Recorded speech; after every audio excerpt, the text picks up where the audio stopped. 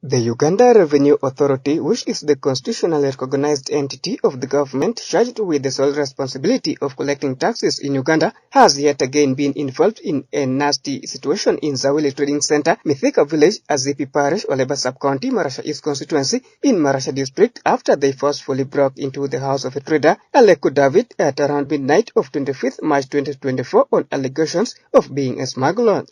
The angry residents from the above reference stormed the office of the Resident District Commissioner for Maracha District on Monday morning around 10 a.m. seeking for explanations on why URA acted in such a shameful manner by breaking into people's home at midnight, alleging that the URA enforcement officers who stormed in the house of the trader arrested his brother, Aroga Nelson. They impounded 6 jerrycans of petrol, 6 boxes of Uganda-made Waraji gold roller, and around 3.7 million shillings from the victim, something which the responsible authorities both denied by saying that URA law enforcement officer didn't pick any money from the house of the victim, which is alleged to be a smuggler.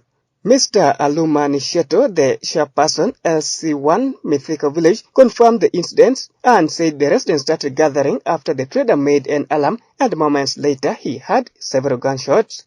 Aleku David, the trader whose home was stormed, recounted how the URA law enforcement officer who parked car on his compound started beating him until he had to run away. Mr. Ofekwa Gabriel, the NRM chairperson for Maracha District, stated that these kinds of scandals caused by URA will make mobilizing for NRM party very hard for them.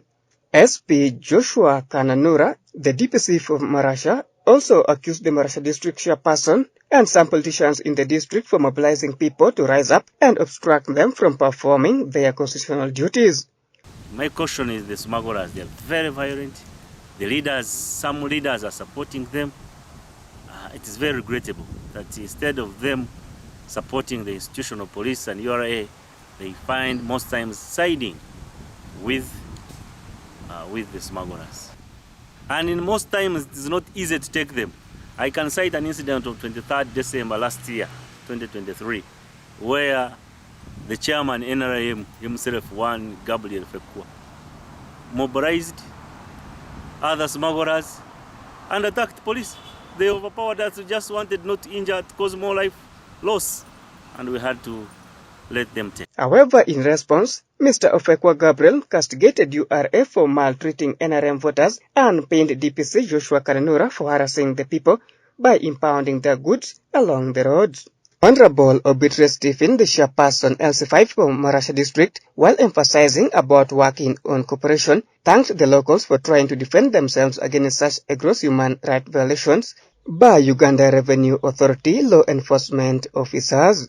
You just come all of a sudden, you stop, you start harassing people, you start beating people, you start beating the suspect even before getting into his stores to pick evidence.